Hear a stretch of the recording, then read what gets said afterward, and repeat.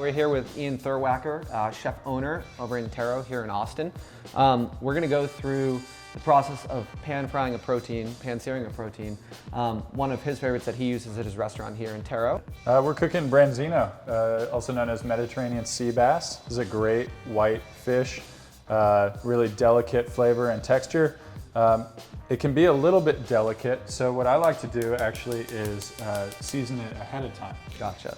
So not a la menu, you're gonna do it well in advance. Exactly. I'm gonna season it. I'm gonna let the salt sit for about 5 minutes. It'll be nice and seasoned all the way through. Skin side up, it gets kind of dried out, which is perfect for this because I want this skin to be really, really nice and crispy. So I'm just gonna get my pan on high heat until I start to see the oil just barely smoke. Gotcha.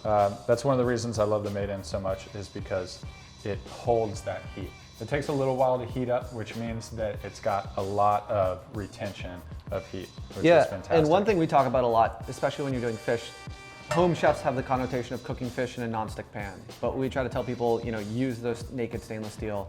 It actually creates for a better sear and creates a better finished product. Absolutely, yeah.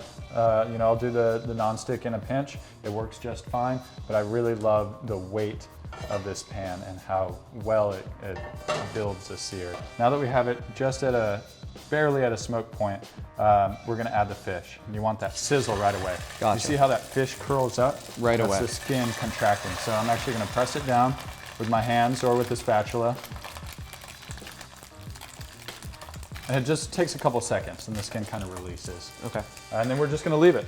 We're not gonna touch it. We're gonna let that skin slowly fry. Water is the enemy of crispiness, so we're just gonna let it sit until we start to see a nice light brown around it. So the key is to watch, for the curling of the skin outside the fish, so you know that it's starting to really come apart from the pan? This light brown, right at the edge of the fish. This is what we're looking for. I'm just gonna take a little peek underneath, and it looks like we're getting pretty nice and crispy.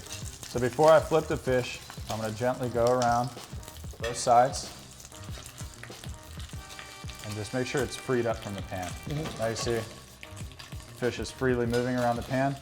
I'm gonna gently, this is the second most difficult part. I'm gonna gently get under the fish and allow the oil to cool in the opposite side of the pan so I can quickly flip it without splashing oil on myself. There you go. Keep your clothes clean, no burns. There you go. Awesome. And that's it. Looks delicious.